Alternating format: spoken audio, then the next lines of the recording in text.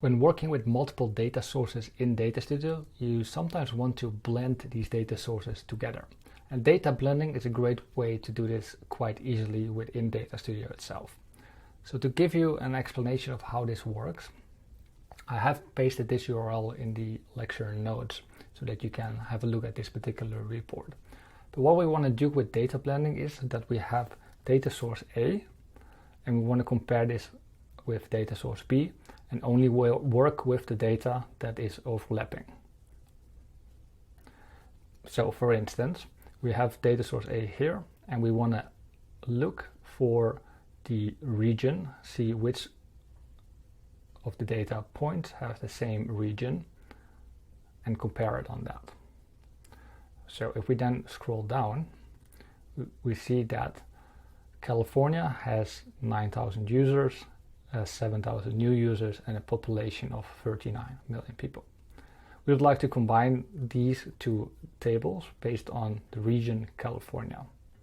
So when you blend this data, you can create tables like the one below, where in one table we have region, then we have the number of users from table A, and we have the population from table B.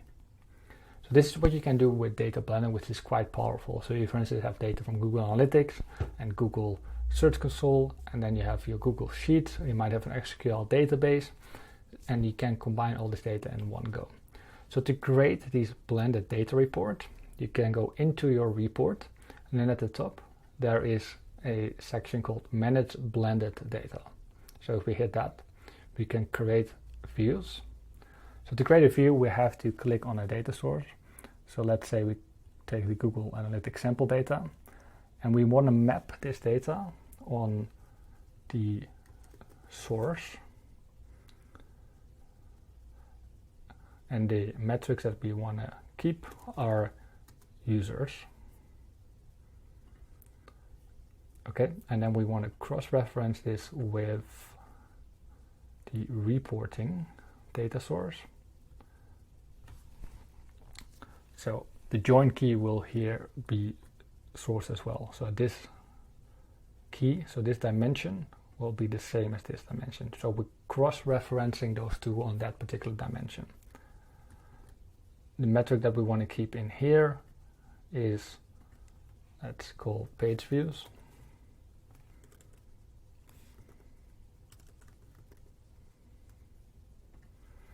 And for both dimensions, we want to keep the source.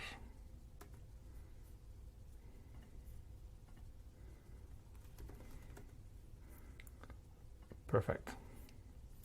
So we can add multiple data sources, but I think this will be more than fine for now. So if we then save this, save it, and close it, we should be able to change this table to a new data source of blended data. Blended data, and this blended data only has one dimension, which is called source, and it has two metrics, users and page views. And these two metrics both come from different data sources.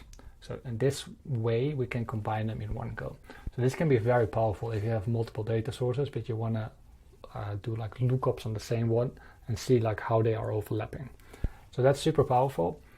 If this is unclear, just have a read through this report and have a look at how these left joins work.